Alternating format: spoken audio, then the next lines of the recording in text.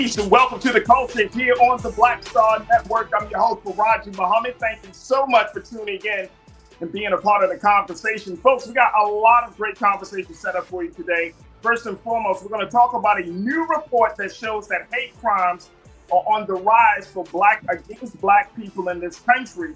We're going to be checking in with the assistant professor, Dr. Larry Walker, to give us his insight as to what we're seeing, and more importantly, how do we respond to this rise in violence. Also, we're going to be talking about literacy in a little bit. Folks, talking about how one author is using literacy and history to inspire the next generation of readers.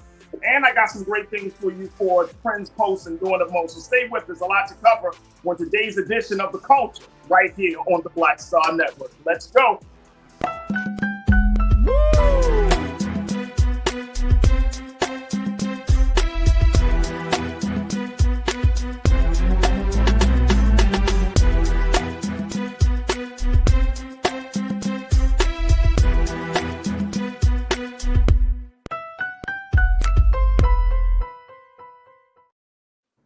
Folks, welcome to the culture here on the Black Star Network. I'm your host, Farajii. Thank you so much for tuning in and being a part of the conversation. Happy Thursday, folks. Happy Thursday. Big shout out to my crew who's checking in on YouTube and Facebook. If you're watching us, make sure you tell all your friends and family about us as we're streaming live right now on blackstarnetwork.com and on Amazon News on your Roku TV. Folks, let's jump right into it as we have some big discussions ready for you.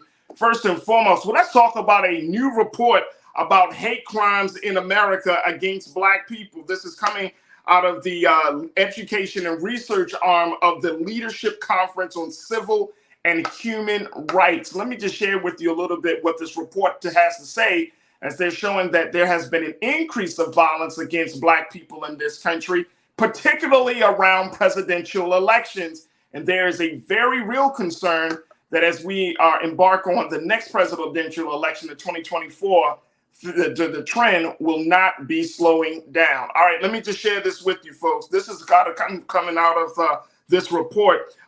This new report shows by the Education and Research arm of the Leadership Conference on Civil and Human Rights. They find that hate crimes in the United States hit record levels and surged during presidential elections. Now, analyzing the most recent available data collected by the FBI and local police departments, the Leadership Conference Education Funds report titled Cause for Concern 2024, The State of Hate, it reveals that hate crimes against racial, ethnic, and marginalized groups skyrocketed in 2021. According to findings in the report, in 2021, anti-Black hate crimes increased by 14%, anti-Hispanics or anti-Latino hate crimes increased by 35%, and anti-Asian hate increased by 168%. Wow. Here's the report, folks. This is the story that's coming out of the GRIO. It is something to see that we are in a country that is supposed to be post-racial, a country that's supposed to be moving on from the very ugly past that this country was founded upon, and that we're supposed to be in a different place. But it doesn't seem to be the case when you're looking at this new report. I want to bring in my brother, who serves as the assistant professor out of the University of Central Florida. We're always happy to talk to my brother, Dr. Larry Walker. Dr. Walker, thank you for joining us here on the Black Star Network on the Culture, brother. How are you this afternoon? I'm good, brother. Thank you for having me. This is an important topic. Absolutely. So what does this, first and foremost, Doc, what do you make of this recent report to say that these hate crimes are really looks like it's across the board, not just for black people, it's for Asians and for Latinos, not against white people in this country, Doc. So what does that mean? What does that say to you? So I guess we can dispel that myth about reverse racism, right? So we can, let's get that. Right.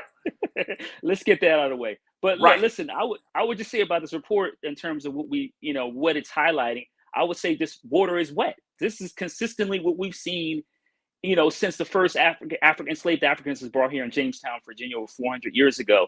So it's interesting in terms of percentage breakdown by racial ethnic group. You saw obviously Asian Americans in terms of that explosion in terms of what they deal with hate crimes, but that mirrors what we've seen on television and social media the last couple of years. So it's important. You talked about presidential elections, and we have to be crystal clear about the person from the Republican side who was the nominee in 16 and 2020, and that's Donald Trump. So we clearly know from a lot of rhetoric on social media, that's why he was banned from Twitter and various other social media platforms, not only because of disinformation, because of the racial animus he was spewing on a lot of these platforms. And we still see that now with Truth Social and whatever other press releases he puts out. So we have to also make this connection. What I'm trying to say is between white supremacy historically in this country and how minoritized groups are treated. And so once again, this report is really not surprising. And for Black folks, we felt this. We felt that we witnessed these interactions. We've heard these conversations with family members, and people have gotten so bold when it comes to, like I said, spewing a lot of this nonsense. When in the past they would have kept it to themselves. But since 2016 and Donald Trump been open about a lot of this racism, it's really empowered a lot of people, and that's why we're seeing this increase. One of the reasons why we're seeing this increase. So, and I would agree with you. And I think that, Doc, when we're looking at hate crimes, we got to get to the root of it, right? Is it just simply because one person is different from something else? Or is there something, as based on the work that you do, is it something deeper? Is it ideological? Is it political? Is it religious? What do you find to be at the root of this type of action, this type of crime? I think a lot of these issues are this country's refusal to acknowledge its own history. It's that saying, history repeats itself. This is a new phase of Jim Crow. And I think some Americans are beginning to wake up to that. So in terms of ideology, this is consistent with what this country, in terms of bringing the first enslaved Africans here, Jim Crow, and then post, the Reagan era, etc., the Trump era. We're still, as people of African descent, still fighting for our freedom, the ability not to worry about law enforcement, to live where we want to live, to attend schools, not have to worry about our kids being harassed. So this is really all those issues. Obviously, it's ideology. We see it in terms of the ideology. We see how ideology impacts politics, because you got to make that connection. I think also important point is that we have to remember that, like I said, this country has a long history of this, and it's the groups that look like you and I, Black folks, brown folks, who are suffering because of it. Absolutely, and I think that's the other part about it, that it becomes this very interesting intersection between your ideology and your action, and this is probably the I would say part of one of the big core elements of this discussion, that we're really getting into a space where because there is ideology, because there is a political motivation behind these hate crimes, that we're starting to see political violence happening in this country. And I don't think, Dr. Walker, I don't think, dear brother, that this country is really ready to have a conversation, whether you're talking about among Black people, white people, Asian or Latin Americans, or whoever you're talking to. I don't think this country is ready to have a very serious discussion about political violence. That is something that I think that we have seen in other parts of the world, across the waters. We talked about it from everything from the Middle East to what's happening in Africa. But to see that level of violence happening right here on a domestic home front, I don't know if we're ready to have that conversation. It almost will lead you to say, okay, we see it in the Middle East, where you have bombers go into a marketplace and commit suicide, but at the same time killing hundreds of people. Are we at that place? Are we getting to that place in this country? Is that the concern that we should be having? Yeah, well, political violence in this country is real. Political racial violence, certainly in terms of racial violence. I could talk about here in the state of Florida, the Coy massacre, which happened over 100 years ago. That was political violence. We can look at what happened during the civil rights movement to prevent Black people from voting, grandfather clauses, etc. We could talk about the Red Summer of 1919, in which white folks went into Black communities and killed men, women, and children. This country has also, when we talk about political violence, also against its white people. JFK, Abraham Lincoln. I think when we talk about political violence, we forget not only how it's impacted, specifically Black folks, but in terms of the violence we saw inflicted on, white political leaders. I could talk about Medgar Evers. So I think I agree with you that, I don't think folks are really ready to have this conversation.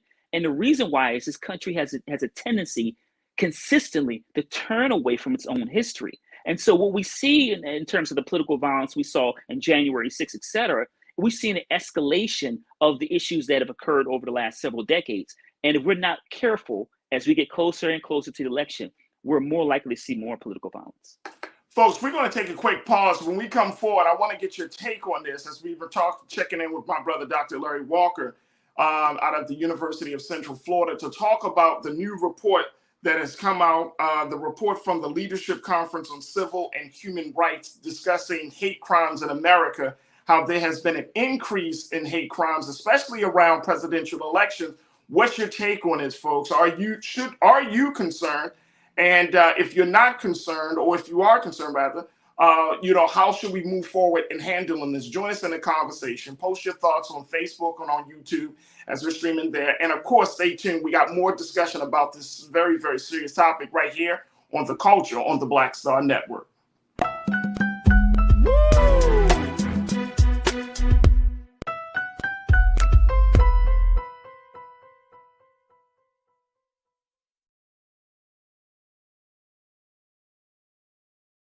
Black Star Network is here.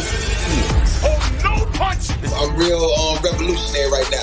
Thank you for being the voice of Black America. All momentum we have now, we have to keep this going. The video looks phenomenal. See, there's a difference between Black Star Network and Black-owned media and something like CNN. You can't be Black-owned media and be scared. It's time to be smart. Bring your eyeballs home. You dig?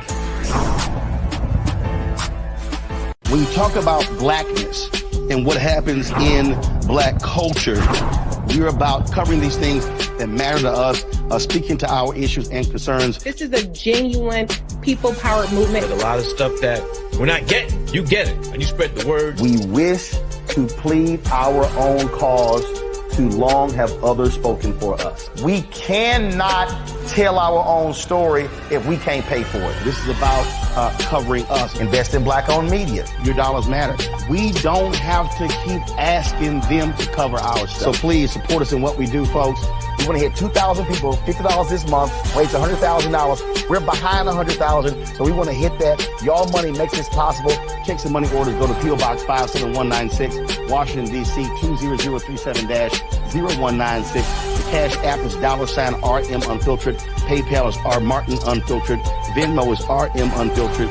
Zelle is Roland at RolandSMartin.com.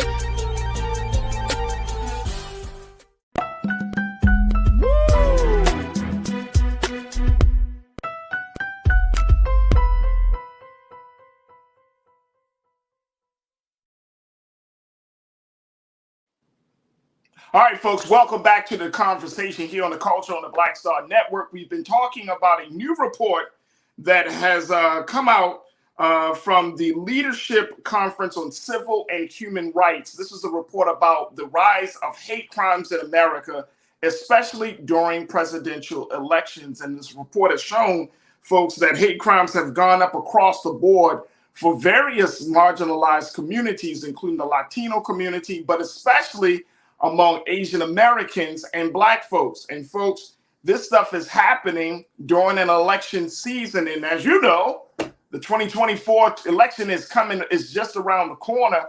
And so we're asking the question of what should we expect over this next year and a half as the election gets closer, especially with the fact that former President Donald Trump has decided to run again. Donald Trump being one of the key people that have initiated or ignited this movement of political violence that we're seeing, particularly from white males. What can we expect going into 2024? We've been having a conversation with Dr. Larry Walker, assistant professor out of the University of Central Florida. And of course, I want to have the conversation with you, crew.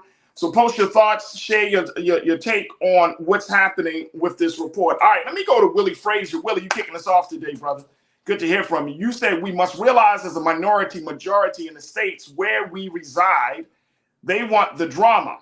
We must show them through different means we are not scared. We will win again. All right, so I think Willie makes a great point, and I love the passion and the inspiration behind Willie's take. But I think that he makes an excellent point, Doc, which is 56% according to the latest data, but nearly 60% of Black people live in the Confederate States of this country, which is pretty much the southern portion of the country. These are also the same states that have some of the most racially motivated policies, political policies. These are also the states that are GOP led. These are also the states that have a history of political and racial violence. So are we just kind of putting ourselves in the lion's den here, Doc?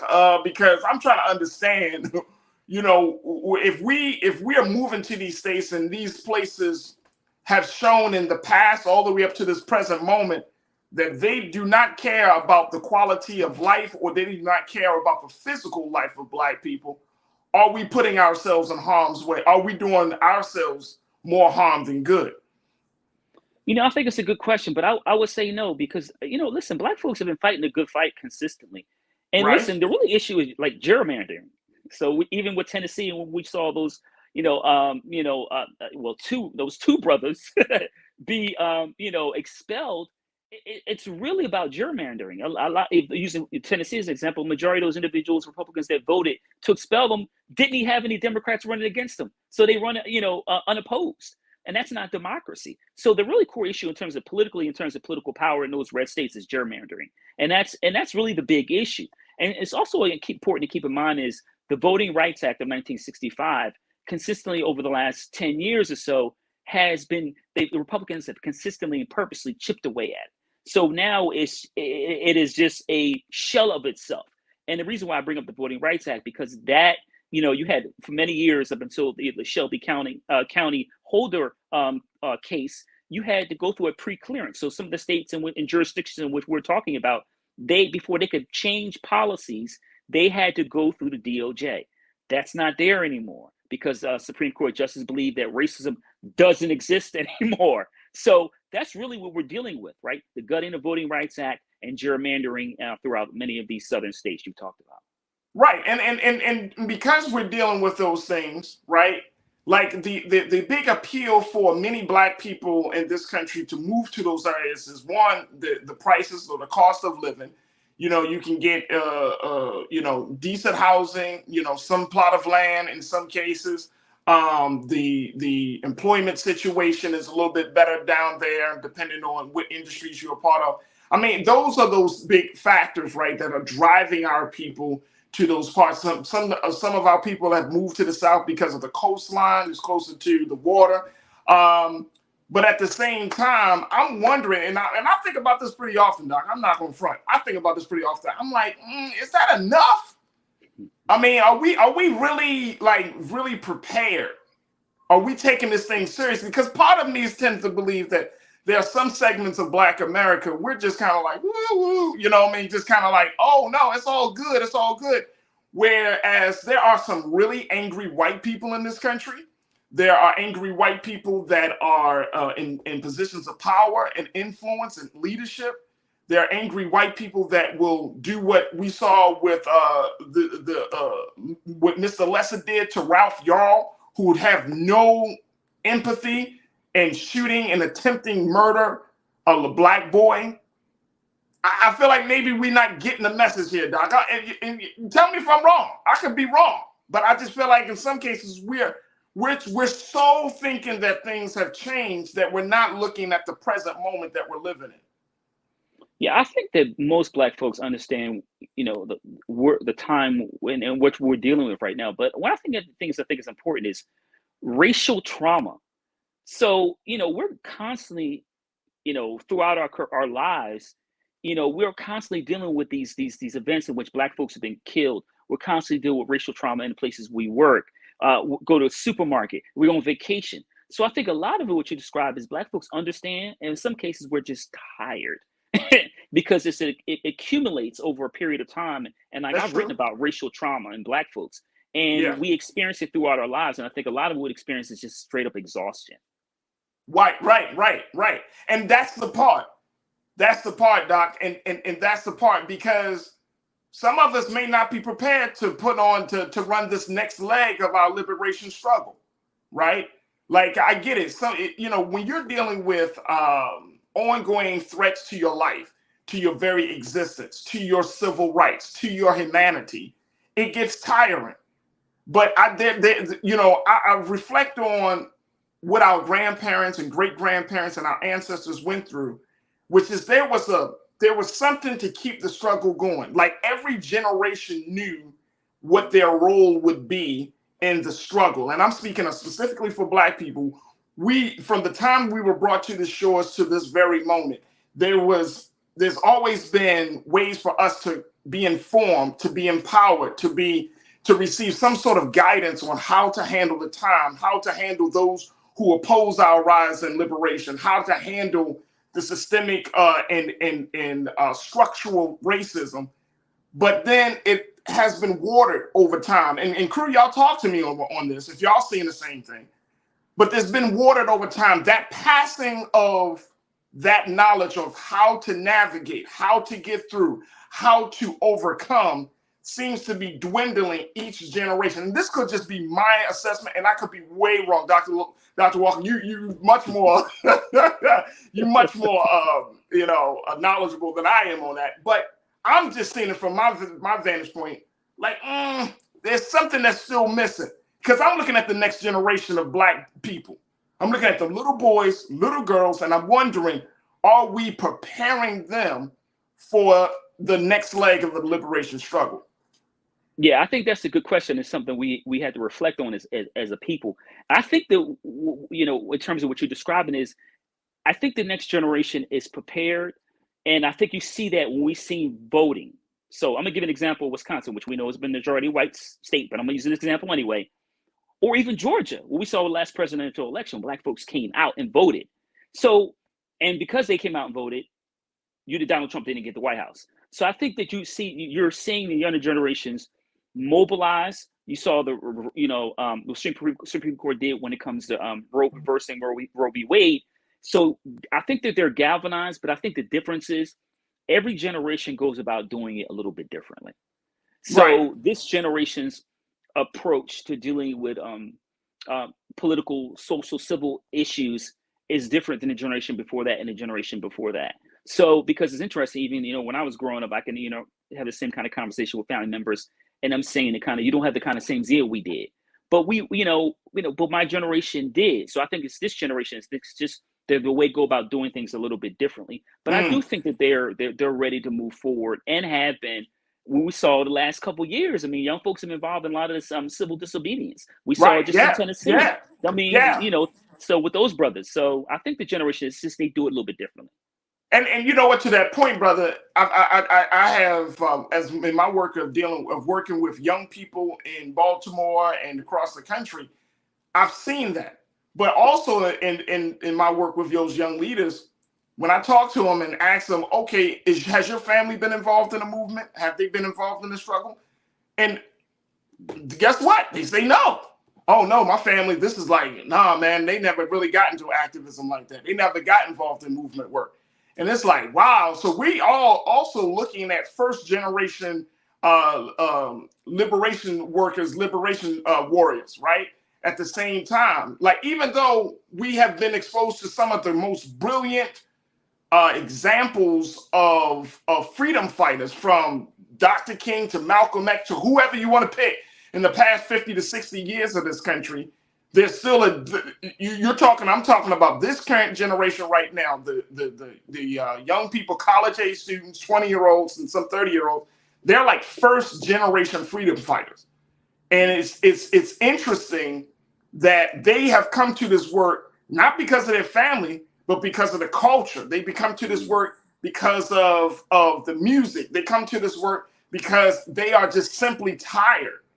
Like it's like the tiredness that their parents had spilled over to them, but because they have this level of fearlessness, they're like, you know what, bump it. I'm going out in the streets, man. I can't even live. I can't just go along to get along. And I'm seeing that. I'm seeing that, Doc, with a lot of young people. Look, MJ checked in and said, look, I agree, Farajii. Too many Black and brown people underestimate the seriousness and depth of those white folks' anger, hate, and willingness to act out against us. We're talking about that. We're seeing that right now. You know, yesterday we talked to Dr. Walker about the Oklahoma audio leaks. And I got an update on that. But the fact that you have some public officials who will go on record and say, yeah, I wish I could just wrangle up a black person and rope and take a damn rope. I mean, this is in 2023. It's like nothing has changed in some cases. And I'm wondering if we really understand that the seriousness that some white people and the hatred runs so deep in this country that they're willing to even put themselves out there and to even say it. I wish I can get a damn rope to hang them up. I wish I can find a hole to shoot a reporter and kill him. I mean, these are public officials. So the culture is shifting towards, once again, this level of hatred, a deep-seated hatred among black folks. Doc, you got the final word before we take our next pause. Listen, man, what you heard on that videotape is taking place in boardrooms, universities, everywhere. People, even neighbors, you know, people we think that you even talk to or share a cup of coffee with. That's really how they feel. And what you see, you know how we know that? Because we see that Donald Trump almost won the election in 2020 after winning in 2016, after bumbling, things for 4 years. So I think that highlights an example of there are a lot of folks that we don't think like that actually do. Absolutely. Firewall of facts. You say black people have only lived in America the last 55 years with no law on the books, making them a second-class citizen. 1968, Loving versus Virginia ended the last law based on skin color to present. You also say that black people have only been U.S. citizens for 155 of that 247 years, 1868, 14th Amendment to present. Previously, they were enslaved Africans who were considered property. We still can't even get certain things off the books. In some states, to Firewall of Facts point, to some states, there are states that in this country right now that don't even recognize the full humanity. Hell, the country still doesn't recognize the full humanity of black people. We act as if the Constitution has completely been amended to say 5/5 of a human being. It still says 3/5 of a human being. We haven't talked about it. It would take moving a mountain to change it, which I understand politically that it shouldn't. It is what it is, but it's still on the books. And when you're talking about people who are like, oh, I am a constitutionalist, I am a person that goes word for word with the Constitution, I question that. I question when somebody tells me I'm word for word for every law that's in the book, whether it's for the country or for a state. I question that because now I'm thinking, yeah, well, that means that you're going along with racism at this point. You're not even thinking about the evolving culture of this country. So it's very, very concerning. Look, Doc, we're going to take a quick pause. When we come forward, more talk about this new report. And of course, I'm going to get your comments and of course, continue to get the expertise from Dr. Larry Walker. Stay with us, folks. It's The Culture here on the Black Star Network.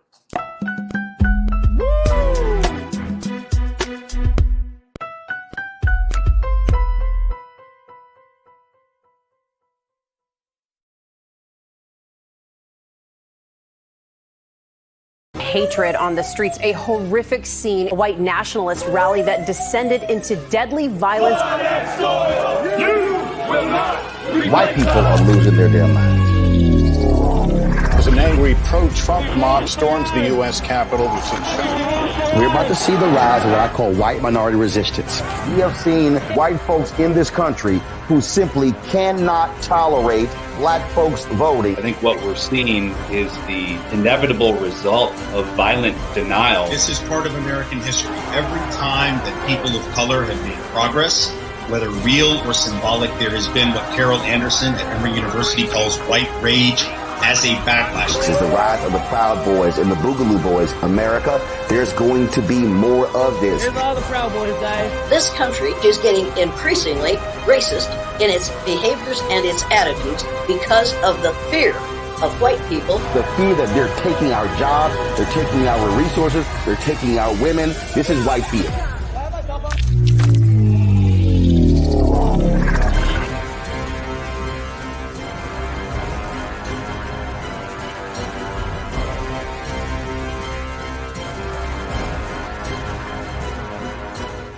Black Star Network is here.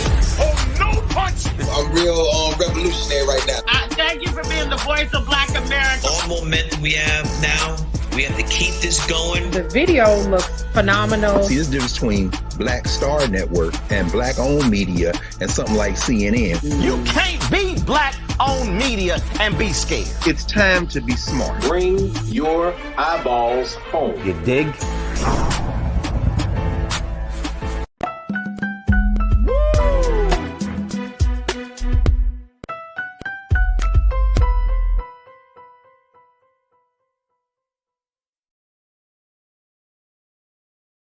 All right, folks, welcome back to the show. We've been talking about a new report that's come out from the Leadership Conference on Human Rights and the Leadership Conference on Civil and Human Rights, talking about the rise and increase of hate crimes in America, especially during presidential election. That is the cover of the report, The Cause for Concern 2024, The State of Hate. And folks, I'm trying to sound the alarm here. I got my brother, Dr. Larry Walker, who is the assistant professor out of the University of Central Florida. We're sounding the alarm here that there is something that we need to take a look at. This is part of the problem as to why we're not seeing the progress that we need to be made. There are active efforts, and I think, Dr. Walker, you would agree with me, there are active efforts and forces in this country that's preventing the rise of Black people. And I'm going to go as far as to say it's not just about the ballot box. It's not just about the vote. The sister that the Leadership Conference president, Miss Maya Wiley, she talked about this report. She's the CEO of the Leadership Conference Education Fund. She talks about this report. And she said, quote, let's put the second quote on the screen, please, Keenan. She said, it would be wrong to not take this data and recognize that we have to assume it will increase again in this election cycle, and that we have the opportunity to get out ahead of it, to prepare for it, and to reduce it. Now, I agree with her. Dr. Walker, how do we start that process? How do we not just talk about it, but truly prepare for it, and prepare for it in a way that we can reduce it? Well, this is the big DOJ-ish, challenge. But let me say, since I mentioned the DOJ, that, the Office of Civil Rights is led by Kristen Clark. She's done a phenomenal job holding individuals, whether it's law enforcement, correction officers, police officers, corrections officers, et cetera, responsible for their actions. So it certainly starts with the DOJ at the federal level. But the state level, we're not even called reluctance. You've got a lot of these. We talked about in the South. A lot of these state legislators are dominated by Republicans, right-wing Republicans, who don't care anything about any civil liberties. And how do we know that? Well, we continue to, people ignore changing laws to make sure law enforcement being held responsible when it comes to these unjustified killings of Black and brown folks. I might also add, in terms of caring about violence per se against minoritized groups, and also how states are ignoring that, is they refuse to do anything about these gun laws, because we know disproportionately that Black communities are hurt or impacted by these loose gun laws. Just in the state of, for instance, state of Florida, the governor just recently signed within the last week and a half a permitless bill when it comes to guns that will take effect July 1st. A permitless bill for guns? Wait a minute, let me just hold on, wait a minute. In the state of Florida, you heard me right. Ron DeSantis signs a bill that you can have a gun without a permit? Starting July 1st. And then you know why you didn't hear about it? Because he did it very quietly. And like late at night, he signed the bill just before midnight, about a week and a half ago. So the reason why he was silent is because law enforcement doesn't want the bill. They don't want a bill. If you're a cop, why would you want people riding around who don't have a permit and have guns in the car? But he signed it. So it takes effect July 1st of this year. So that means that you can be in possession of a gun, don't need a permit, in a state that Stand Your Ground law originated and was born from. Yeah, and that's code red for Black folks. Code red, brother. And then you got permitless, because you don't know who's carrying. So I'm driving my car, I'm getting some gas, and you got a problem with my car. Maybe you got a problem with the way I look, or maybe a problem with me, my very existence. And all you have to do is walk up to me. And look, I'm from Philly, so I'm I lived in Baltimore and DC also. Right. So forget the terminal degree stuff, right? So right. If you come up to me and say something, my first response is going to be to come back and say, hey, listen, is everything okay? But when you have these stand your ground laws and these loose gun laws, I have to be reflective now as a black man to make sure if someone it comes to me and is aggressive, that I'm really going to be very careful. Because once again, I don't want to end up on a poster, and I don't certainly want to have you on my show talking about, remember from, Dr. Walker used to be on this show. He was a victim of some, white supremacists. I don't want that to happen. I have a family.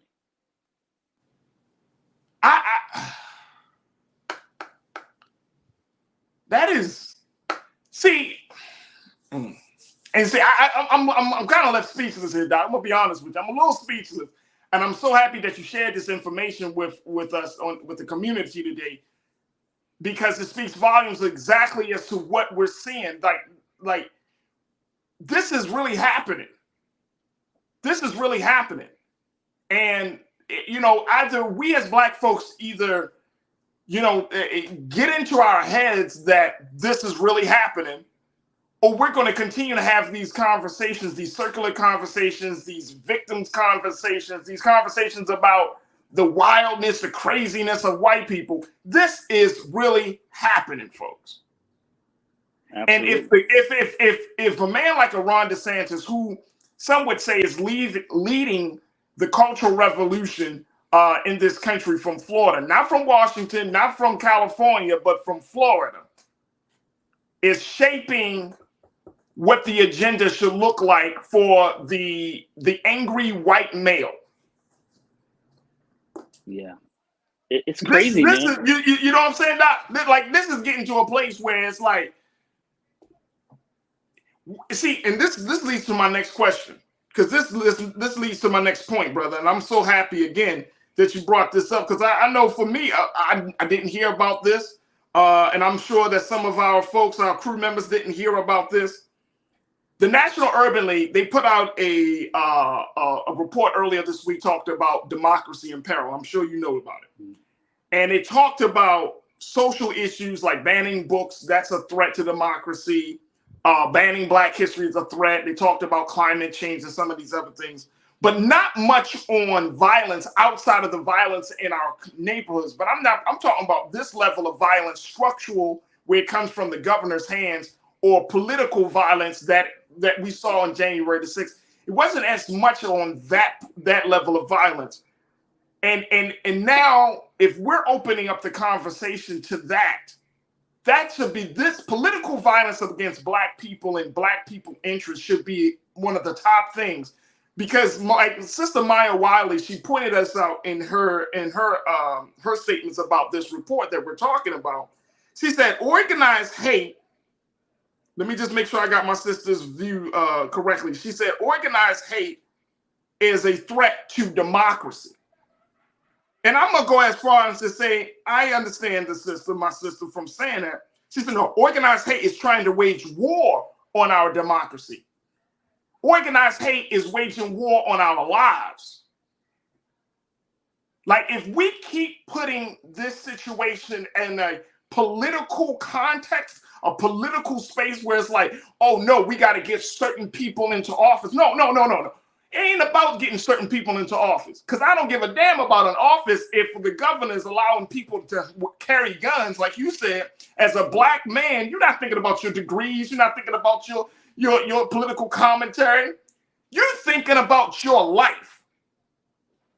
So organized hate is trying to wage war on our lives. And I'm saying organized hate, if it comes down from the governor's office, that means it is essentially going to be empowered and emboldened for white men, white women, or those who have hatred in their hearts for anybody outside that is different from them.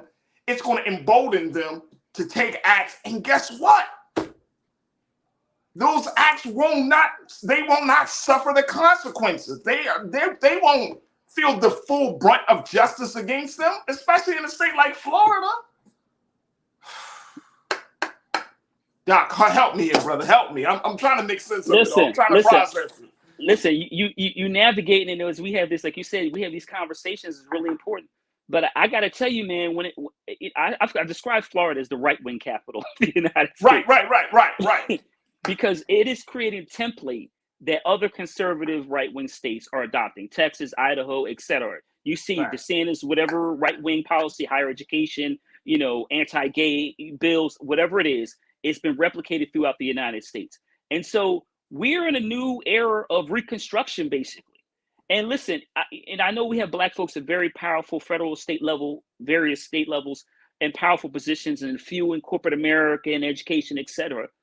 But we're in it right now because, and I first of all, we talk about the study you just highlighted. That study is consistent with the DOJ has described in terms of the statistics they put out in terms of hate crimes. And to his credit, President Biden has talked about was it last week before last? So to credit to the administration in talking about it and DOJ taking steps, like I said, through the Office of Civil Rights. But it's really important that the folks who are watching this and share with other people, Black folks, that this is not going to stop, because a lot of these states like, Florida and Tennessee have super majorities at the state level. So they're going to keep passing this kind of legislation that really feed this centuries long hate of Black folks. And so we're going to have to continue to fight. There is no let up, and we're in this together. But we got to make sure, like you would talk about the new generations, that they have the necessary skills to fight this war. Absolutely. We got to take a quick pause. When we come forward, more conversation as we talk about the state of hate, the big report that has been released, and more importantly, talking about the impact that it has on Black folks, how we're going to respond. Stay with us, folks. The conversation continues here on the Culture on the Black Star Network.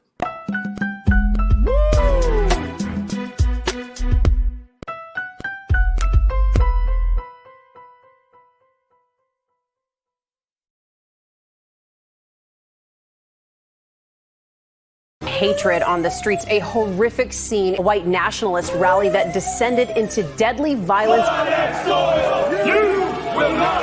White people are losing their damn minds. As an angry pro-Trump mob storms the U.S. Capitol, we're about to see the rise of what I call white minority resistance. We have seen white folks in this country who simply cannot tolerate Black folks voting. I think what we're seeing is the inevitable result of violent denial. This is part of American history. Every time that people of color have made progress, whether real or symbolic, there has been what Carol Anderson at Emory University calls white rage as a backlash. This is the rise of the Proud Boys and the Boogaloo Boys. America, there's going to be more of this. Here's all the Proud Boys, guys. This country is getting increasingly racist in its behaviors and its attitudes because of the fear of white people. The fear that they're taking our jobs, they're taking our resources, they're taking our women. This is white fear.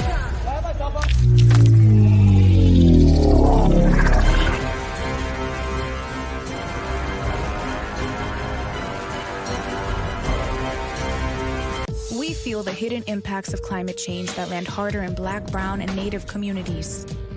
Not many people talk about it because they clearly don't know our lives. But with President Biden's landmark infrastructure and climate plans, our issues are finally seen. Removing lead pipes means we know our water is safe. Cutting carbon pollution helps our kids breathe easier. 1.5 million new jobs means stable work in communities. The impact we need right now. When you talk about blackness and what happens in Black culture, we're about covering these things that matter to us, speaking to our issues and concerns. This is a genuine people-powered movement. There's a lot of stuff that we're not getting. You get it, and you spread the word. We wish to plead our own cause. Too long have others spoken for us. We cannot tell our own story if we can't pay for it. This is about covering us. Invest in Black-owned media. Your dollars matter. We don't have to keep asking them to cover our stuff. So please support us in what we do, folks. We want to hit 2,000 people, $50 this month, raise $100,000. We're behind 100,000, so we want to hit that. Y'all money makes this possible. Check some money orders. Go to P.O. Box 57196, Washington, D.C. 20037-0196. Cash App is $RM Unfiltered. PayPal is R Martin Unfiltered. Venmo is RM Unfiltered. Zelle is Roland at RolandSMartin.com.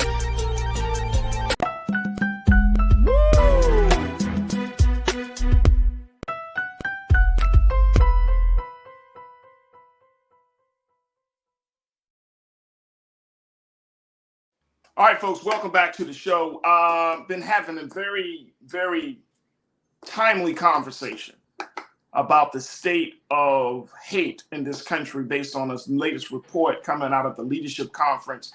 A very important conversation that I've been having with my brother, Dr. Larry Walker, assistant professor out of the University of Central Florida, and you. And I hope that that you're gaining something from this discussion. But the biggest thing I hope is that you understand the level of seriousness of the time that we're currently living in. Johnny Davis, you checked in, bro. You said most groups don't think about democracy. They think about themselves. It's not always done violently, but it's a different type of violence, which is subtle but effective. Right, right. Look, I get it that we want to put everything in this space of democracy, and I'm going to bring my brother, Dr. Larry Walker, back into the frame.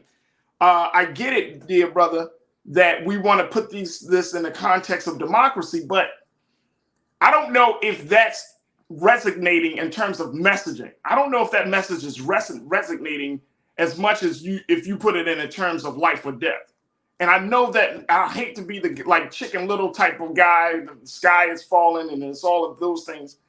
But I think just to let people know, like, you can't sugarcoat the time that we're living in. You can't try to appease or appeal to someone's ignorance or their lack of wanting to know what's actually going on, because, you know, you're like, oh, I don't want to hurt nobody. I don't want. No, that's how we got into this problem. You said it in your remarks, Doc, in the beginning. America has not yet fully accepted and confronted its past. It's not accepting and confronting its present. And therefore, how can we say we're going to have a just, equitable, and progressive future if we can't, if we jumped over we went from A to F and missed everything in between? So let me give an example, kind of what we're talking about, you know, especially with democracy. If January 6th happened here in the United States, if that happened anywhere else, what would the United States' reaction have been? Right? We would be calling on, you know, we'll go to the United Nations, and call for a formal inquiry to find out what is happening in this unknown, unnamed country. What happened right here in the United States, which was, you know, kind of cradle of democracy. But our democracy is in peril. You know, and January 6th, in many respects, reminds me, like, you know, we talk about, you know, earthquakes. And so it was a significant tremor. And it is a tremor, but it's not the whatever the highest category is for earthquakes. So it was a significant tremor. The point I'm making is it could be far more violent and certainly more polarizing. And in terms of the impact it has on our society and our democracy, can be far more significant if don't pay attention. And once again, I'll give credit for DOJ for prosecuting many of those individuals who were involved in the insurrection. They should continue to prosecute them as they name them, identify and name them. But once again, that is a 5-alarm fire. It is a warning sign that our democracy is not healthy. And if we don't continue to address our history, then once again, it's the point you made, and you talked about earlier, that how can we possibly prepare for the future if we don't understand where we came from and where we are today? That's very real. Brother, that's very real. Jawan, you checked in. You said this kind of hatred has always been around, but 8 years of a black man in the White House increased the hatred, and Trump gave it a bullhorn. And that's fine. That's all fine. I get that. And Jawan, I'm glad you brought the point up. I get that. But now we're going into 2024, Dr. Walker. We're a year and a half out, or a year and some change out from the next election. And guess what? Right now, as it stands, even though Ron DeSantis has been on the leader or the front lines of the cultural movement for conservatives and for white supremacy and all that stuff, you know, Trump is still considered to be a viable candidate. And I was reading that there are donors who are not happy with how DeSantis has handled some other state issues. And right now, you know, Trump is actually getting supported while he is up for. I mean, he's been indicted already. Right, and will be indicted. And it's not like it's the only obstacle, legal obstacle he's got to deal with. He's also been accused of rape. That trial. He accused of rape. He's been accused of fraud.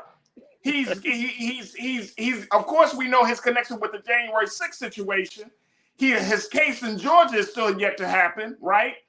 I mean, but people are getting, and I'm talking about big money donors are still giving money to this guy, backing him, telling DeSantis, hey man, you don't look like the guy that we need. We're kind of gonna have to roll with Trump on this one. So how do black people in this country, how do brown folks in this country, how do voters in this country reconcile the insanity of that, and then say we're going to have a just election process, we're going to have an election period without violence? Like, this is really happening. Yeah, I would argue we've never had a just society. You talk about the history. Voting Rights Act was passed in '65. I mentioned earlier, in '68 we had the Fair Housing Act. Those signed by LBJ considered the Great Society programs. But if you use 65 as a marker, you could highlight that was the end of de jure segregation. So when people talk about racism in the country, that's 50, 60 years ago. You can argue that black folks have only had less than 60 years or so to overcome centuries of obstacles. So in terms of, where we are right now, you talk about DeSantis, you're right. A lot of articles in New York Times, et cetera, are suggesting that donors are pulling back because he's to the right of his own donors, which is crazy in itself, and certainly is benefiting Trump. But either one of these individuals, whoever gets the nomination, is a threat to democracy. And so, I think it's going to be Donald Trump because, DeSantis hasn't been announced yet and his poll numbers are plummeting. So I think that, you're going to find that Donald Trump will be the nominee, but he's probably going to, by then, he's probably, like you said, the special counsel, Georgia, was happening in the state attorney in Georgia. He's going to have been indicted and probably had multiple, court cases, already in the legal system. I got to laugh from crying, brother, because I cannot believe it. This dude can get through all of this stuff and people are still putting money on it. And that speaks volumes about where we are in this country. And people get mad. If I even make the hint, Dr. Walker, hey man, if Trump is on the ballot, y'all gonna vote? Can we have a very serious conversation? Because some people are like, well, if he gets back in, look at the state of this country. Look, it's not like that we haven't been voting. It's not like we haven't been involved in our communities. I'm talking about black folk. It's not like we haven't appealed to the DOJ for justice. It's not like we have haven't done all of these steps that everybody has been saying, well, maybe y'all should try this. Maybe you should try that. Maybe you should do this. But the one thing that we have not fully done is remove ourselves from the process. That's the one thing that we have not done en masse. Yes, there's a segment of our people that's done it. There's another segment here, another. But I'm saying en masse, the one big thing that we have not done, and I see some of y'all quoting the Bible, talking about the Hebrews and God and everything. But the one thing that God said is what? Come out of her, my people. The one thing we have not fully done is removed ourselves from the process. We don't know what the future may look like with that. And I understand there's fear with that. But have we not tried other things? And what have they garnered as a result of our attempt? I know, Doc. I know. Listen, I think this conversation, why your show is so important, that's why I applaud you and appreciate you. It's really important for us to have these convos and put it out there in your platform and have this ongoing dialogue. But as I said earlier, our democracy is in peril, and it's going to impact Black folks the most.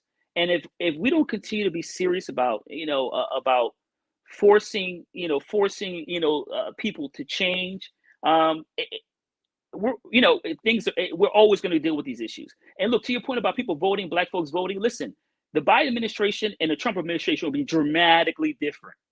And I hope folks, when we saw the 4 years of Trump and how he handled COVID and bumbled a bunch of other foreign affairs issues, that we would be in a far worse situation if Joe Biden hadn't won the election. It's that simple.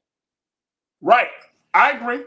I'm not going to disagree, but something has to be done. Whether you're talking about, trying to reduce hate crimes in this country, or whether we're talking about trying to find our way through this political madness that we're in, especially with our relationship as a community with various states where we reside down in the South and in other parts of the country, we have to find a way to gain some power, because right now we're going to continue to become victims at every stop, locally, statewide, and on a federal level. Dr. Larry Walker, Assistant Professor, University of Central Florida, my brother, it has been such an honor to chat with you today. I certainly would love to bring you back on, but I truly, truly appreciate your expertise and your insight this afternoon. Thanks for having me, brother. Appreciate you. Absolutely. All right, folks, man, oh man, a lot to digest there. Folks, we got to take a quick pause. When we come back, let's talk about youth literacy and how one author is using her power to write to inspire the next generation of readers with literacy and history. Stay with us. That discussion is up next here on The Culture on the Black Star Network.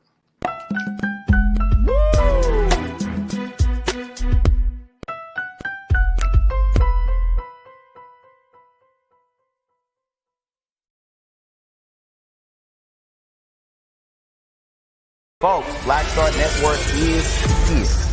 Oh, no punches! I'm real revolutionary right now. Support this man, Black Media. He makes sure that our stories are told.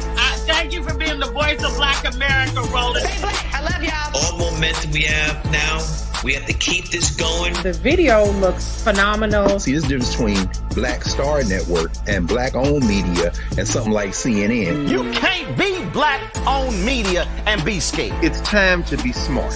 Bring your eyeballs home. You dig?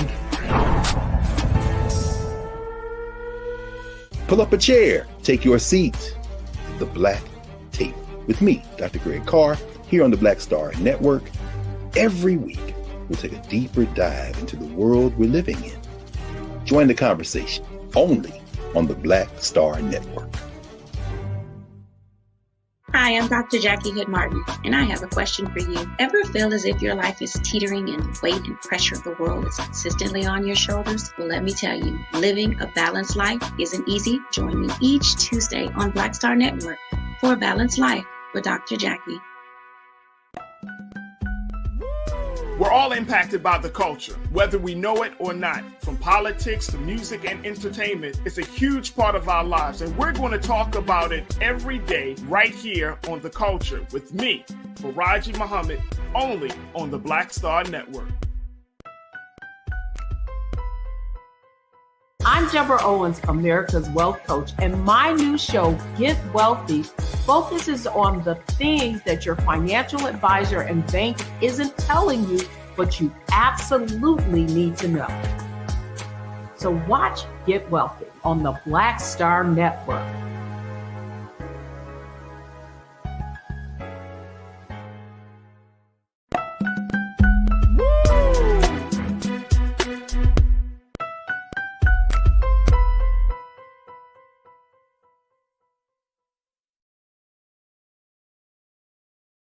All right, folks, welcome back to The Culture here on the Black Star Network. Thank you so much for tuning in to the conversation. Make sure that you're doing your part to support us here at Black Star Network. Go to the website at blackstarnetwork.com. And more importantly, continue to share the information and let people know we are rocking and rolling with this digital media platform. All right, I want to have another conversation. We're going to switch gears a little bit because that was such a enlightening discussion that we just had with Dr. Larry Walker, and I truly appreciate my brother for checking in. But I wanted to have a conversation about literacy and history, how one author is doing her part to inspire the next generation of readers about the work that she's doing, And we want to welcome to the airwaves of the Black Star Network and to the culture, Miss Melissa Parks. Melissa, thank you so much for joining us this afternoon. How are you feeling this afternoon? I'm great. Thank you so much. And it's such a pleasure to be here. Thank you. All right, Melissa, let's talk a little bit about you, and then we'll get into the conversation about the book that you have out, Hero 44, which is a very, it's a book to help young people to understand President Barack Obama, and more importantly, how they can do something to change the world that they're living in. But let's talk about you. Share with folks, your story as an author and as a woman getting to this place to becoming an author. Well, I am an educator. I've been an educator for the last 16 years. So I've worked in intervention.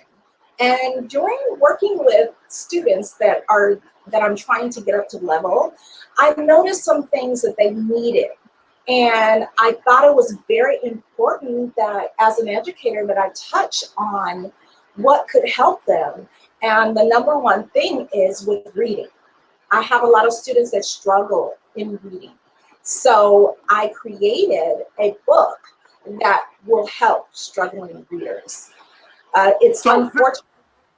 I'm sorry. No, I'm sorry. Go ahead, Melissa.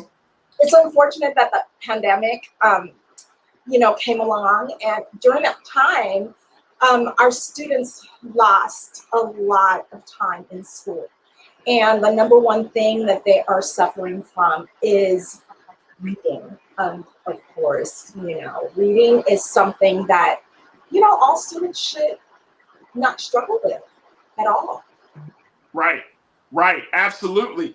Because we're seeing reading in a very different space. I want to kind of take a moment, because when in preparing for our conversation today, Melissa, I had to take a look at some of the numbers around literacies, particularly among Black youth. And yes, you may have came across these numbers, but let me just tell you, sis, this ain't looking good for us. This is not looking good for us at all. Folks, I want you to take a look at some of these numbers here that we gather around the issue of literacy. Take a look. According to the National Assessment of Educational Progress, NAEP, a sector of the United States Department of Education, 84% of Black students lack proficiency in math, and 85% of Black students lack proficiency in reading. Now, in California, 90% of students cannot do math or read well. In New York, the numbers are 85% in math and 82% in reading. In Illinois, it is 86% cannot do math well, 85% cannot read well. In Texas, the numbers are 84% can't do math and 89% can't read. Maryland, my home state, sits at 86% for math and 80% for reading. The state of South Carolina, 90% for math and 87% for reading. In Georgia, the numbers are 86% and 82%. In Missouri, it is 89% for can't do math and 88% can't do reading. And in Washington, D.C., the numbers are 85% can't do math and 87% can't do reading. This is what they consider to be, folks, for those who don't know, that when they say that our young people are functionally illiterate, they mean that those young people are unable to manage daily tasks and handle employment tasks. They're not able to get through the day. They're not able to handle the responsibilities of becoming grown adults. Have you come across these numbers, Melissa? Unfortunately, I have. And that had a lot to do with what I created. And my books are designed to help young learners. In the process of reading and starting to read, there are 3 books in one. The first book is called I Like Being Brown. The second book is This Family. And the third book is Hero 44. And all 3 stories together make up small trilogy. And if you read my trilogy for 3 months consecutively, your reading level can progress up a level. So the I Like Being Brown is the preschool book, and This Family is the kinder book, and Hero 44 is the first grade book. So if you read my book consecutively for 3 months, you can improve your reading level. And I mean, that's the thing. Because when we're finding out, Melissa, that we are at an 80% plus in terms of reading level, that we can't do math, we're functionally illiterate. Look, man.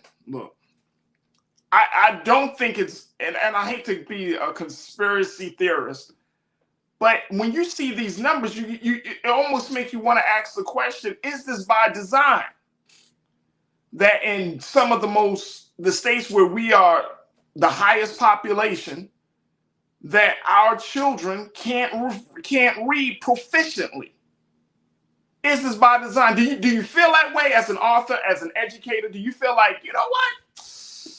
This is a little bit like the patterns are popping up too much for Black children, that Black children are not doing well in this area or that area, this subject matter and that subject matter. That's where my mind is going. It's like, okay, if it was like, I'm from Baltimore, but I live in Los Angeles. So if I'm like, oh, well, okay, that's just a Baltimore thing versus an LA thing. But it's not. It really isn't. It's a Maryland thing. It's a California thing. It's this thing. It's that thing. And it's like, at the end of the day, you're like, this almost feels like it's intentional. Yes.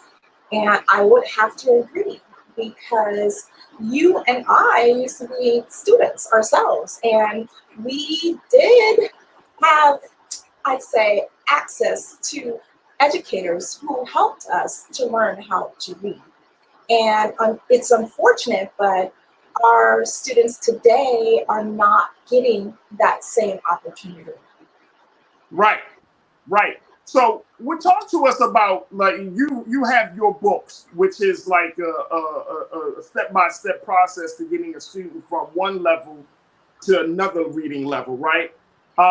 Was this because of your education background? Like, what was the real inspiration for you to break down your reading system like this? Yeah, it was definitely because I work in intervention and I see the students struggling, and I kind of pinpointed where they were struggling at as far as reading goes, and I just use that to help me create my trilogy. Right. I want to, Keenan, I think we have some shots of the book, of the covers of the book. I want folks to see it, because this is the work that our sister is doing. There we go. Boom. I Like Being Brown by Melissa Parks is an opportunity, and it's a resource that folks can definitely use to get their child to a reading level. Look, I know we got to take a quick pause. Melissa, when we come back, I want to get your take on how we value literacy in the Black community, right? You're from Carson, California, based upon your bio. You know, you understand that in South LA, for example, there are resources that there, then there's some resources that are not there, right? Like in a lot of Black communities across this country. So how do we make sure that we create a space to encourage our children to become proficient readers? And I want to get your take on that. We can talk about it from the community side, and then certainly talk about it from the parental household side. So we'll have that conversation up next. Folks, we want you to join us as I'm checking in with educator and author Melissa Parks. She talks about her book, and more importantly, talking about inspiring youth through literacy and history. Stay with us. It's a culture right here on the Black Star Network.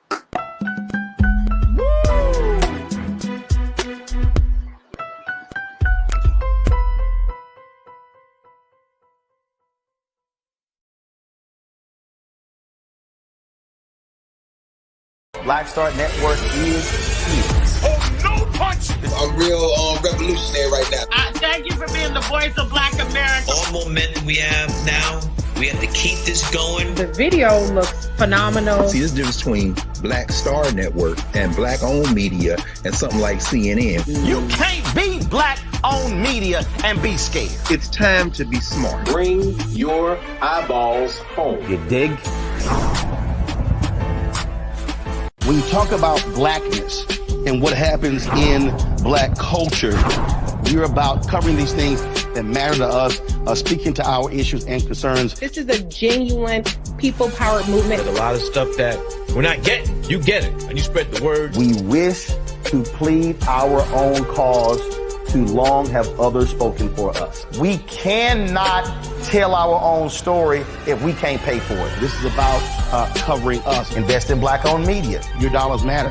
We don't have to keep asking them to cover our stuff. So please support us in what we do, folks. We want to hit 2,000 people, $50 this month, raise $100,000. We're behind 100,000, so we want to hit that. Your money makes this possible. Checks and money orders go to PO Box 57196, Washington, D.C. 20037-0196. The Cash App is $RM Unfiltered. PayPal is R Martin Unfiltered. Venmo is RM Unfiltered. Zelle is roland@rolandsmartin.com.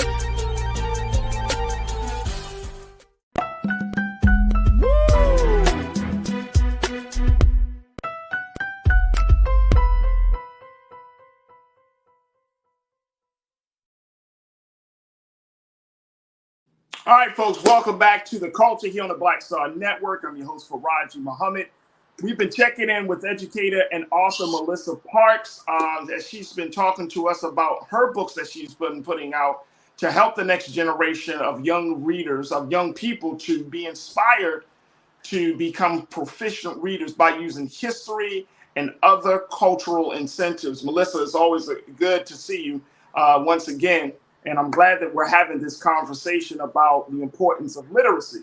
But I want to kind of delve a little deeper, because you're an educator. You've been doing this for a while. You've talked to parents. You know what the dynamics of community are like. How do we make sure that we do put literacy at the top of the priority list in terms of community values, right? When I was growing up, we had a library. I didn't have to travel to the library. I was always surrounded by books, whether it was at home or whether it was at school, whether it was at my faith, my worship place. Like, books and learning and knowledge was always emphasized. That's why I'm an avid reader. So I love reading. I love learning. But I don't know if this is still a value for a lot of people, if this is a value among families, this is the value among communities. What have you seen as an educator and now as an author? Is this still a top priority for folks? It should be. And right now, because times are so tough, it's hard to have a parent there with their child when they come home from school to continue their learning, quote unquote. It's important that we value our children's education, and as a community, we should not leave it up to the school system to teach our children. When they come home, it still should be continued. And me, as wait a minute, hold on, Melissa, hold on. You can't be dropping jewels like that, sister, and then just moving on. Can't do that. No, I'm serious. You can't do that, Melissa. You're saying that we should not just put all of our eggs in the school's basket when it comes to teaching our children. Yes, wow. Parents. Wait a minute, hold on. Now, even if you have great Black teachers, great educators who may not be Black, but just great educators, that's still not enough. Yes, I really feel that a child gets the most education at home. So it doesn't matter if you have a one-parent home or a two-parent home. As long as the parents are involved in the children's education, it really makes a difference.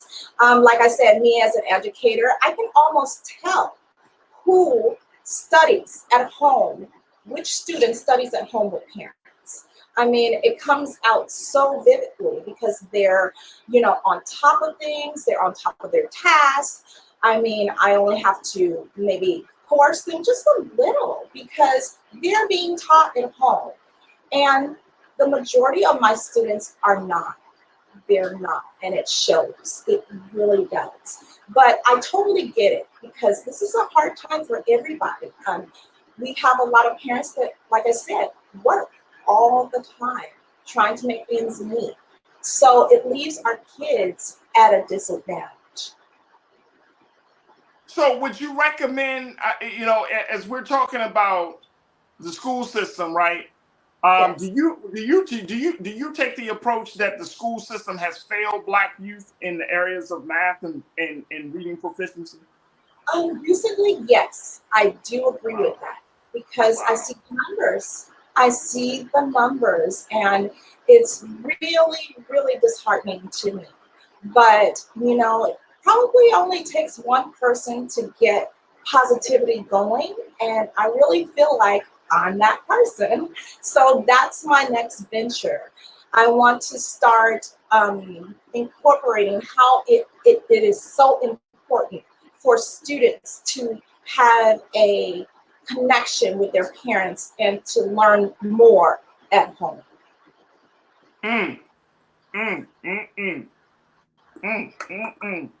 All right, so then that opens the conversation, Melissa, about whether it would be advantageous for us to keep using our greatest investment, quote unquote, our children.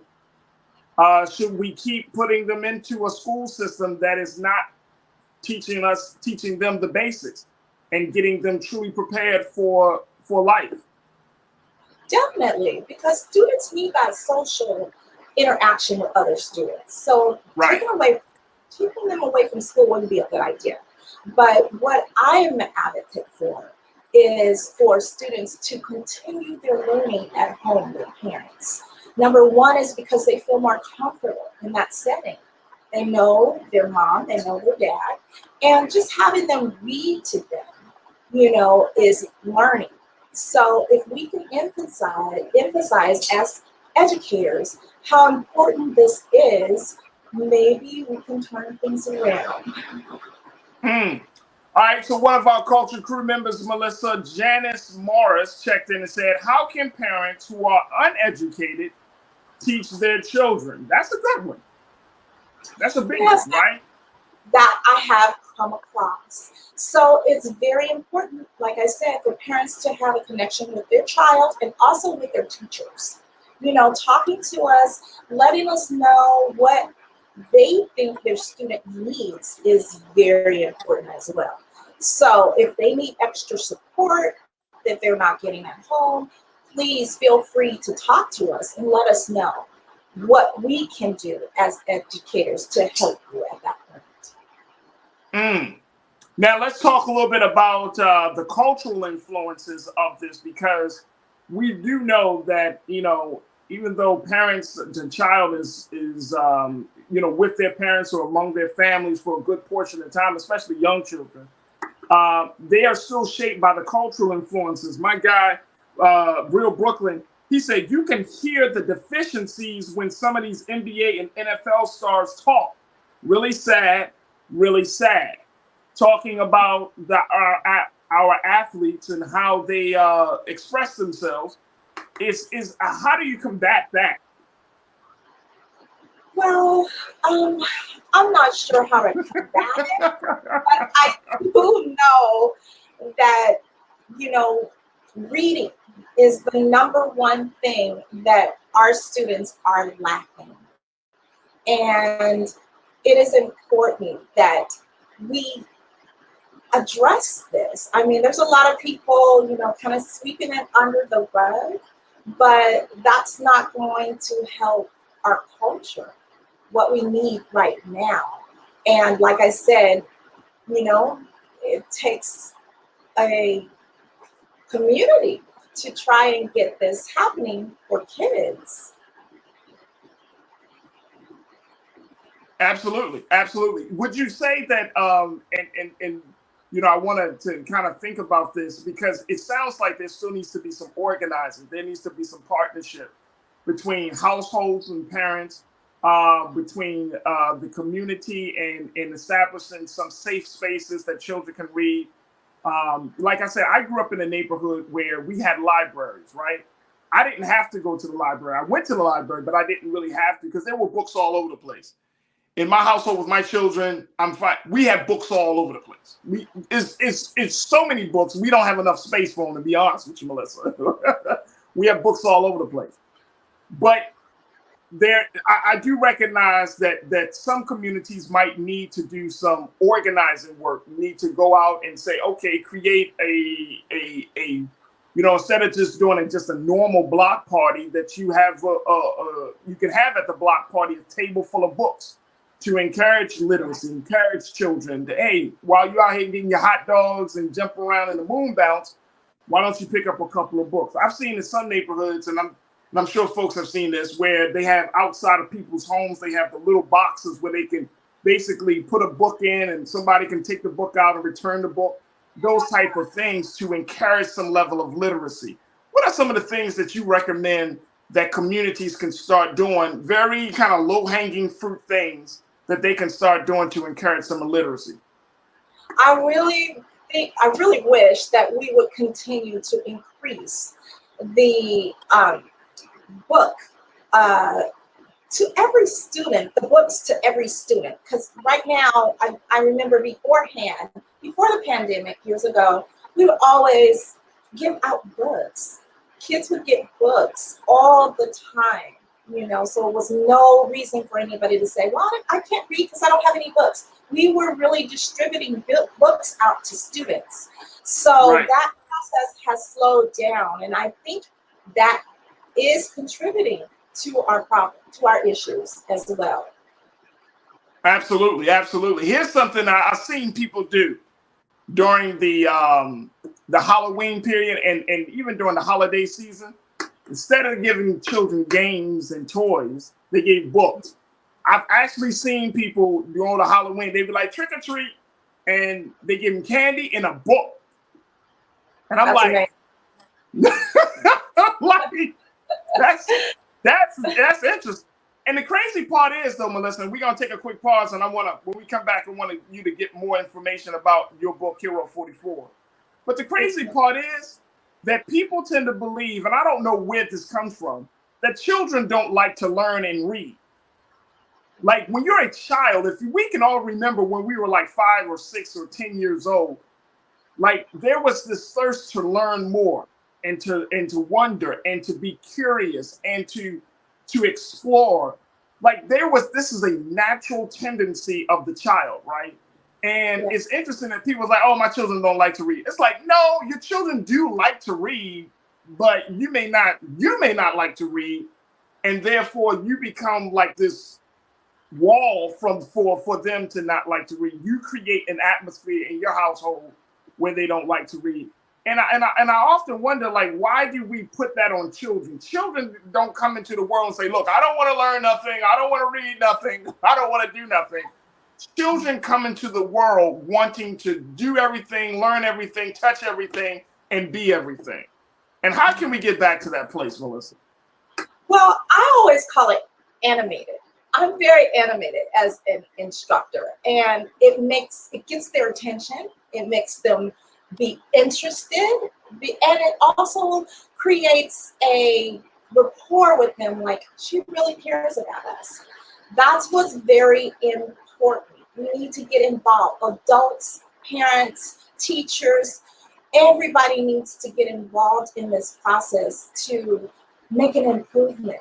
Because if it keeps going the way it is going, it's not going to be good. Not good at all. Absolutely. Not at all. Not at all. Look, we're going to take a quick pause. When we come back, we'll just get some final remarks from you. Talk about your book, Hero 44, and giving people an opportunity to support the work that you're doing, Melissa. And, of course, continue to share some thoughts from our online culture crew. So, folks, stay with us. It's The Culture here on the Black Star Network.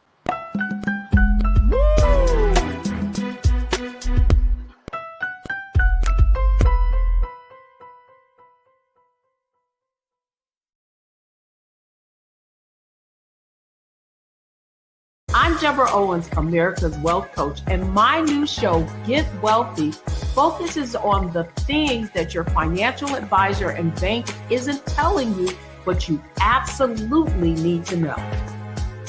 So watch Get Wealthy on the Black Star Network.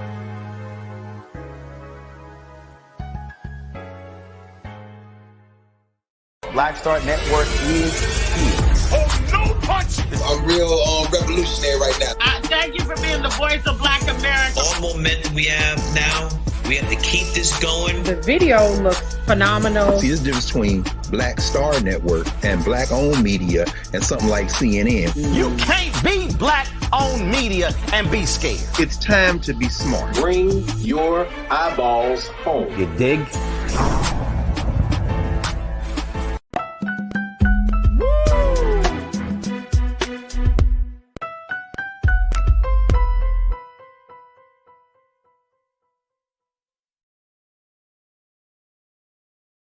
All right, folks, welcome back to the show. We've been checking in with educator and author Melissa Parks, as she's been talking to us about literacy, inspiring youth through literacy and history. And Melissa is an author who is looking to change the conversation and the dynamics about reading and making sure that it's becoming easier for Black youth in particular to make it through the steps to becoming more proficient in literacy.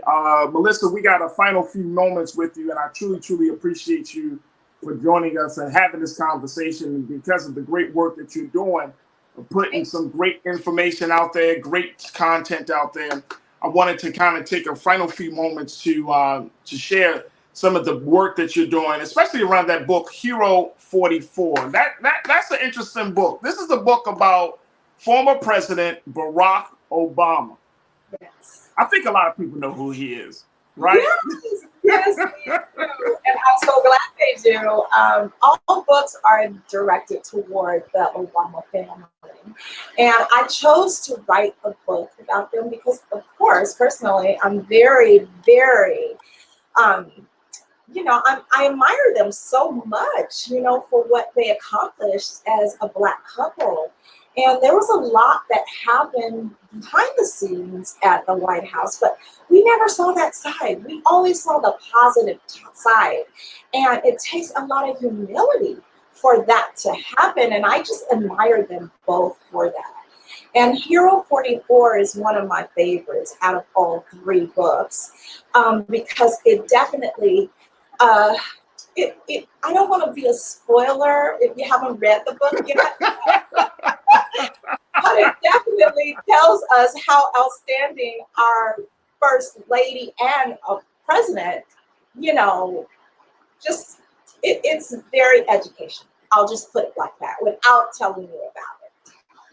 Is Hero 44, and is this for what age group, Melissa? Hero 44 is the first grade book. So, first grade book. Like I said before, I Like Being Brown is the preschool book. This Family is the kinder book, and Hero 44 is the first grade book. And it just tells you about Obama and how fabulous he is. And, it's very educational. It's educational at the same time. You're learning American history while learning to read. So, right. Yeah. Right. It's a definite. And I have to share in your admiration. He's one of the few. If I had to choose like a lot of people that I would love to chat with, it would be President Obama. He's on the list for me as well. So I get it. I totally get it. Actually, it would probably be Michelle. Yeah. How about both of them? I think it would have to be like both of them, right? But they are so. I'm sorry. There are a powerful couple that we definitely should teach our little ones about. Yeah, absolutely. When we're talking about this this book and to any other new projects or new resources that you put out there, are you thinking about just what's your thought process? Is it like, okay, I'm going to write a book for first graders, or is there something else that you include in that process? Well, I think it's important that when we're learning about history. And also, we're learning about culture. So I put both of those together to create the trilogy. It's not only for Black and brown students, it's also for all students. This teaches everyone, that's in preschool. I understand that preschoolers learn from rhyming. So all 3 of my books rhyme, just to get the kids' interest. Because going back to what I said before, you have to be animated. You gotta get those kids' attention for them to be interested in reading in the first place. So my book kind of grasps their attention and they want to, yes. Absolutely. One of our online culture crew members, Melissa Nicole Spicer, she said we have to remember that learning extends beyond the classroom. Learning extends beyond the classroom. I agree with Nicole wholeheartedly. How do we do that on a first grade, second grade, in the elementary school level? How do we take that to the next level? We read. We read with our child. If they're not reading to you, you're reading to them. Reading is one of the ways to help your student learn more. A lot of people will possibly disagree with me, but in the years of teaching, I've learned that reading is very important to your learning. Is it, and I'm not trying to put one is better than the other, but is reading more important than math? Or is it just like both are in the same space, they're kind of equal? That's a good question. I really think they're both important because you got to know how much money you have if you go into the store. So it's very important. But what we are really missing in my community is reading. So I really think that it's important for our students to focus on reading and then math, but I'm sure they're both important. Janice Morris checked in. You talked a little bit about culture, saying the importance of, literacy on our culture and understanding that. Janice said we need a Black culture that is competitive in education with other races. And I think to Janice's point, we do, but should we keep that in mind that this is quote unquote a competition? I know that, growing up and even in my high school and college years, people have always kind of emphasized, your skills, the higher your skill levels, the more competitive you can be in the job market, in the marketplace. But is that a good approach for us as we're trying to rear children who feel valuable, who see their humanity, who can see the value of other people? Should we create this kind of competition space when you're talking about just natural human growth and cultivation and development? Well, first of all, our kids need to know who they are. So it's very important for us to incorporate our culture when we're reading or studying or teaching our students. So we shouldn't feel bad about that. But eventually we will, as parents or teachers, we will let the students know while we're teaching them that, it's a, how can I say, it's a rainbow. It's a rainbow of people, right? Right. Not just Black people, it's not just brown people, but it's Caucasian, there's Asian people. And if you are educated, you will know how to incorporate that in your reading and studying with your child. Absolutely. Melissa, it has been a joy and a privilege and pleasure to have this conversation with you. How can people get a copy of Hero 44? How can people learn about the work that you're doing as an author and as an educator and just overall being so good for the culture? You can follow me on Facebook at MSMPAR and MSMPAR twice. I don't regularly give that out because the students kind of tend to get my address and send me DMs, so it's kind of awkward sometimes, but you can follow me. You can follow me on Facebook. And I'm just like so glad to be a part of your show today. And I was listening in, when I signed on, and I noticed that you were talking about how important it is to, understand what we're going through right now with the, how can I say it in a nice way?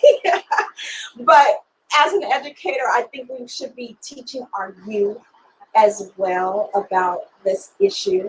And that's another thing I'm going to be focusing on as an educator, to incorporate that emotional, social learning into their life.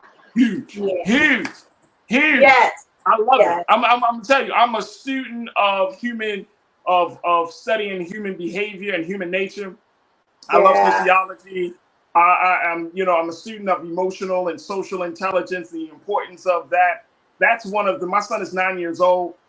I tell him, son, you can get great grades, but if you're a terrible human being that's not in tune with who you are and not in tune with other people, it doesn't matter. And I truly, truly believe this, and I know some people may disagree, but I truly believe that we're moving into a space right now, Melissa. This is a whole different conversation. We ain't got enough time for this, but I truly believe that we're moving into a space where if you do not have a high social and emotional intelligence, right, and that you don't have a different consciousness to combat all of the BS that we've been taught over the years, then you're not going to be able to survive.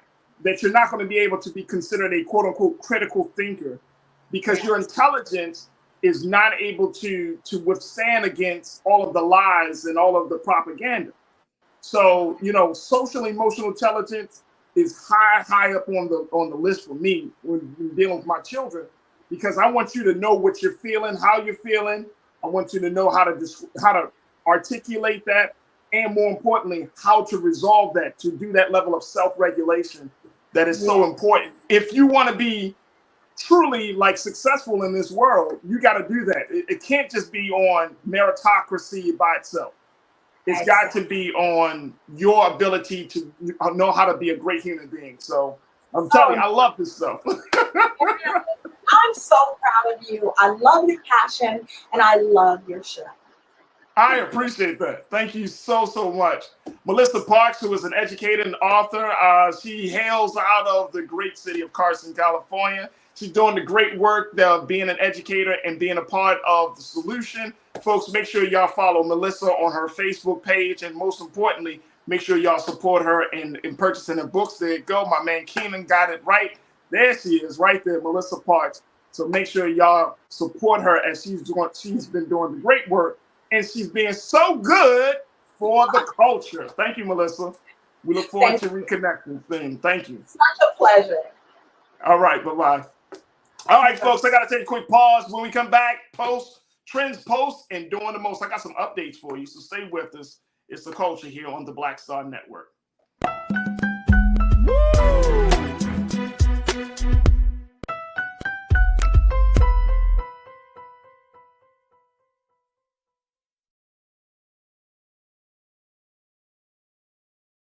Folks, Black Star Network is here. Oh, no punches! I'm real revolutionary right now. Support this man, Black Media. He makes sure that our stories are told. Thank you for being the voice of Black America, Roland. Stay black. I love y'all. All momentum we have now, we have to keep this going. The video looks phenomenal. See, there's a difference between Black Star Network and Black-owned media and something like CNN. You can't be Black-owned media and be scared. It's time to be smart. Bring your eyeballs home. You dig?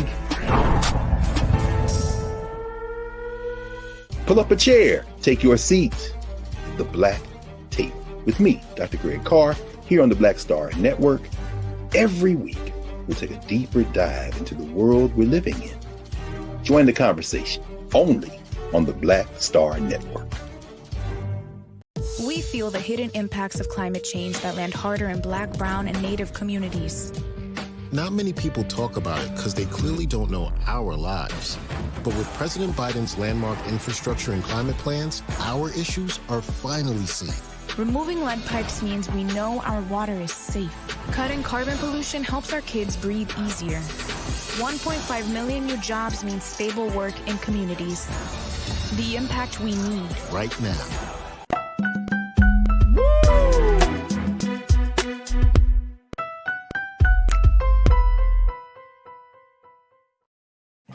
Folks, welcome back to the show. It's time for Trends Post and Doing the Most, where we tell you about trending topics and give you updates about some of the big stories we've talked about. And I got two big updates today. One is around the situation out of Oklahoma. Remember, we shared with you the story about the Oklahoma audio recordings that showed Oklahoma GOP officials saying some racist and conspiring about murdering some reporters.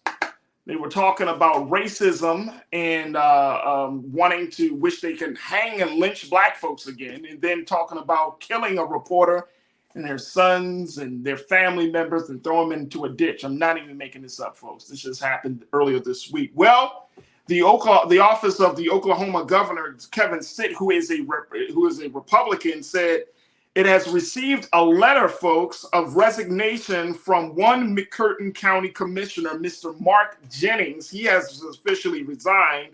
As he is heard on those recordings, his letter stated that he was resigning immediately and that he would issue a formal statement, quote, in the near future regarding the recent events in our county. What the hell are you going to say, Mr. Jennings? I mean, seriously, you're on the tape. You said it. You said it. I synced it. You said it.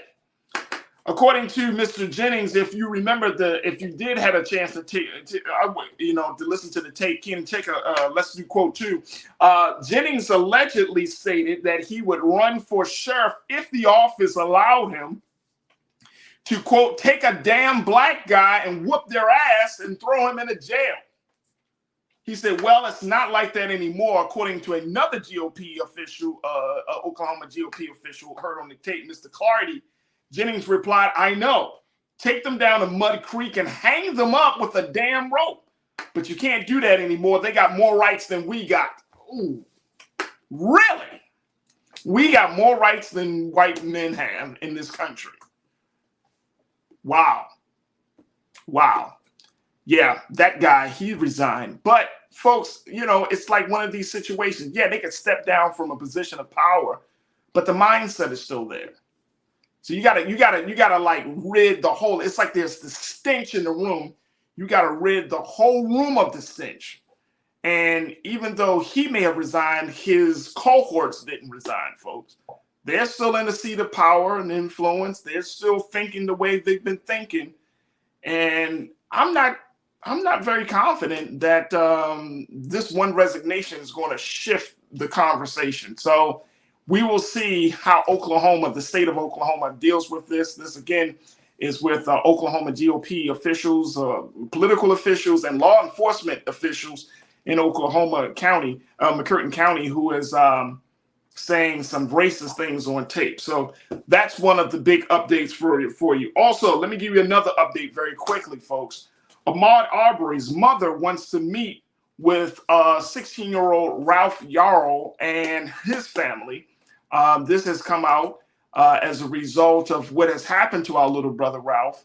And Ahmaud Arbery's mom, according to the reports, take a look at this here, folks. Wanda Cooper Jones, she tells us she has told her attorney, Mr. Lee Merritt, who is also the attorney for the Yarrow family, that if he could broker a face-to-face so that she could lend the Yarrows some moral support during this difficult time, as she went through something similar. She said Lee thought it was a wonderful idea, and the wheels are already in motion for a sit-down between them in the near future, although it's unclear exactly when it will take place. We didn't mention it yesterday, but I'll mention it today, that as a result of that tragic situation that could have been truly fatal, we thank God that he's been with our little brother Ralph in recovery. The doctors have said that he is miraculously recovering, well considering the situation that he was in. The other part of it is that as a result of that tragedy, the Yarl family was able to raise $3.2 million. Yeah, folks, $3.2 million. They created a GoFundMe, and they were able to raise that amount of money. Of course, that will cover the expenses for little brother Ralph. And also, it will also, they're talking about putting a lot of that money away, because Ralph, who is interested in going to college, that they plan to use that money to cover the cost for tuition and any other therapy that little brother Ralph and the family, his immediate family, will need. So for those of you who may have donated something to the Yarl family, just thank you for your donation. But that is a tragic situation. But we're going to see how Ahmaud Arbery's mom, hopefully that meeting will take place whenever brother Ralph is able to make that meeting.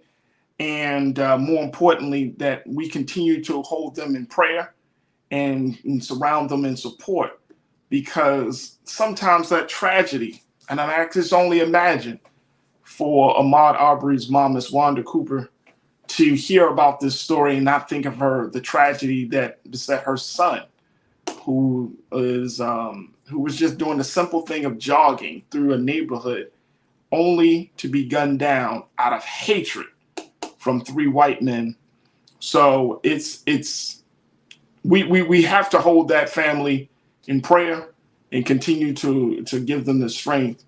But it's a beautiful thing that she wants to lend her moral support to the family and to little brother Ralph. So big shout out to her. And of course, we're continuing to pray for the recovery of brother Ralph Yarl.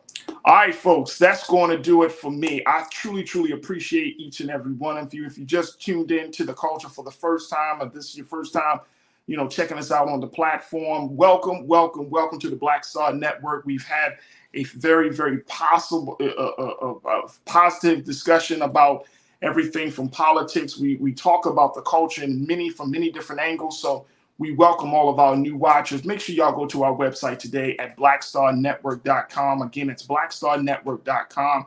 Download the app for free. I downloaded it on my phone. It's very simple. It's very easy. We don't charge you any money, because why?